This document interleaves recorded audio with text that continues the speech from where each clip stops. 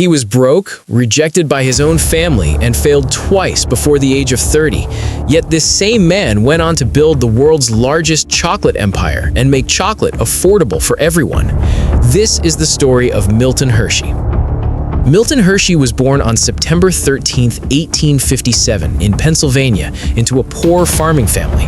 His childhood was full of struggle, mostly because his father constantly chased risky business ideas and failed. When Milton was still young, his father abandoned the family, leaving his mother to raise him in extreme poverty. Life became even harder when Milton's younger sister died from scarlet fever. That tragedy changed him. At just 10 years old, he decided he would do whatever it took to build a better life. He left school early and began working. At first, he tried printing, but he hated it and got himself fired on purpose. Soon after, he found work at a candy shop.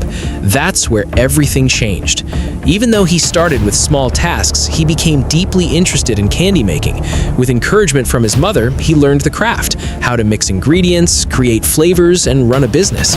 By the age of 19, he opened his first candy shop. At first, things looked promising. He even used clever marketing tricks to attract customers. But after a major economic downturn and rising costs, his business collapsed. He went bankrupt. Still determined, he moved to different cities, trying again. In Denver, he learned a new method of making soft, creamy caramels using fresh milk. He took that idea to New York and started another business. Once again, success didn't last. Competition grew, debts piled up, and in 1886, he failed for the second time. Now completely broke, rejected by his relatives, and with no support, Hershey returned home. But instead of giving up, he started small, making and selling caramels from a pushcart. This time, something changed. His caramel recipe was better than anything else in the market. Slowly, people began to notice. Then, one day, a foreign buyer placed a large order. Hershey didn't even have the money to fulfill it, but he took a risk, borrowed more, and delivered. That order changed everything. His business took off, and he built the Lancaster Caramel Company into a huge success, earning millions. For the first time in his life, Hershey had real wealth, but he wasn't satisfied.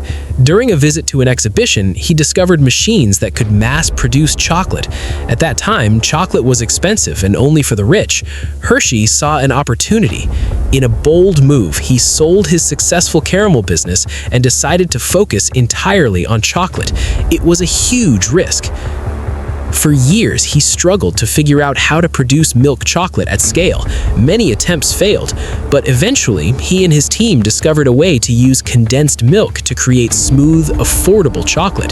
That breakthrough changed everything. Hershey began producing chocolate bars at a very low cost, making them accessible to ordinary people.